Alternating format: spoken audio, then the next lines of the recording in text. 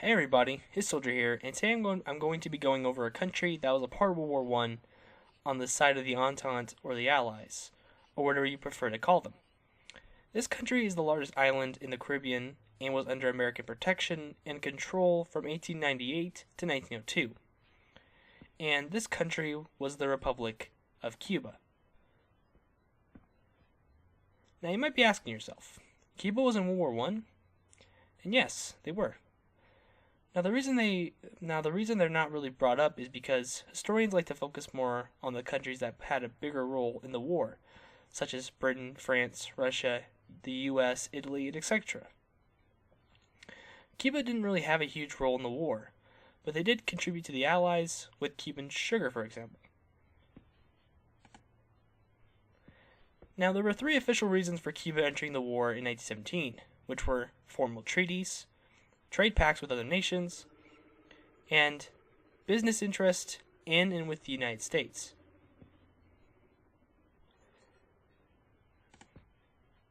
On April 7, 1917, Cuba declared war on the German Empire, which is a day after the United States did, mainly because the Cuban Republic felt like they had a moral obligation to enter the war a day after the US did, because it was America that helped Cuba gain independence from Spanish rule in 1898 after the Spanish-American War.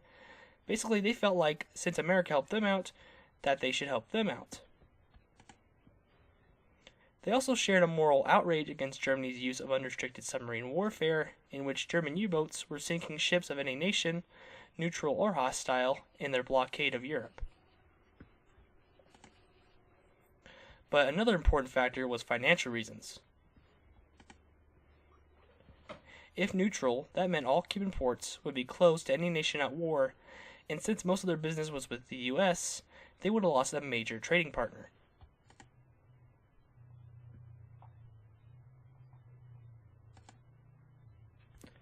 There was also pressure from the US government, because they felt like Cuban products such as their sugar could be vital for the war effort.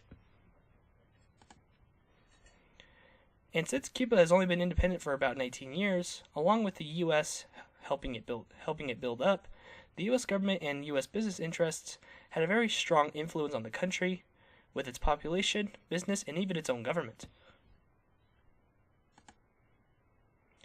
Another factor that played out due to Cuba entering the war was that when it declared war on the German Empire, that meant no German U-boats could operate or serve in the Caribbean, since Cuba was now an enemy, and the rest of the Caribbean islands were either French or British colonies. And since Haiti and the Dominican Republic were occupied by the United States at that time, that meant also that the Germans couldn't go there either.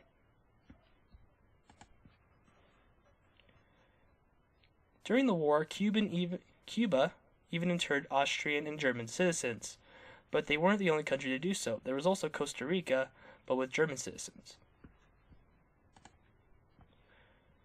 The Cuban government also sent a hospital unit to the Western Front, which was made up of 100 doctors and nurses. In 1918, the Cuban government even passed a conscription law for its armed forces and raised, trained, and equipped 25,000 Cuban soldiers that were to be transported to Europe and serve on the Western Front. But the war ended before it could be carried out. Since Cuban forces never reached Europe, Cuba didn't get anything out of the Versailles Peace Conference in 1919, but Cuba did get one major benefit from the war, which was the boost of their sugar industry due to European sugar beet being eliminated from the market due to World War I, and because of the U-boats, the East Indies were cut off, which meant no sugar could be exported, which also made Cuba the last Caribbean nation able to export sugar.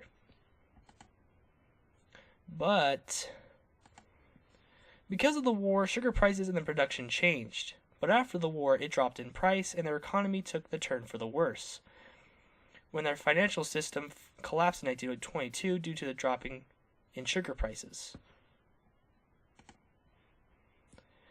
Their president, Alfredo Zayas, secured a loan from the United States in 1922, which helped stabilize and help the economy.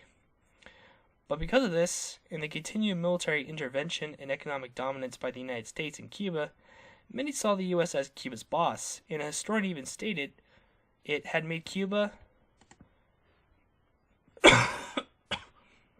sorry about that. It had made Cuba a colony in all but name. Alright guys, thanks for watching. This was just a quick video to explain Cuba's role during World War I and what it did for the Entente or the Allies, or whatever you prefer to call them. The reason I made this video was because yesterday on April 7th, 100 years ago on that date, Cuba declared war on the German Empire. Like I said earlier in the video, they wouldn't declare war on the Austrians though till December. Yeah, sorry for my coughing. I'm actually getting over a sickness. I'm still sick. But yeah, thank you for watching. And if you have any questions about this topic or Cuba during World War I, feel free to leave in the comments.